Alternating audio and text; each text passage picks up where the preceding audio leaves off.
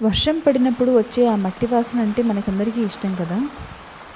మనమందరం ఈ మధ్యకాలంలో వర్షం వచ్చినప్పుడు వచ్చే ఆ మట్టి వాసనను ఆస్వాదించడంలో చాలా మిస్ అవుతున్నాము. ఎందుకంటే సిటీ లైఫ్‌లో ఉరుకులు పరుగుల జీవితం. కాబట్టి ఒక్కసారి ఆ వాసనని గుర్తు చేసుకుంటూ వర్షం పడినప్పుడే ఆ వాసన ఎందుకు వస్తుందో తెలుసుకునే ప్రయత్నం చేద్దాం.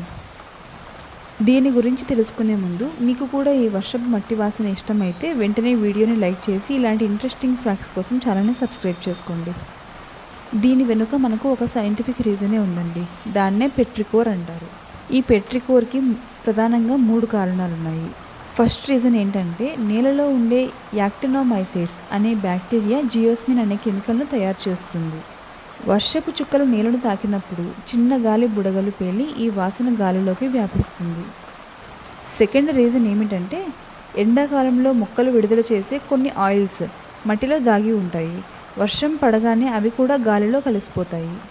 ఇంకా మూడో రీజన్ ఏంటంటే వర్షానికి ముందు వచ్చే మెరుపుల వల్ల గాలిలో ఓజోన్ తయారై మట్టి వాసనతో కలిసి మనకు ఒక ప్రత్యేకమైన అనుభూతిని ఇస్తుంది.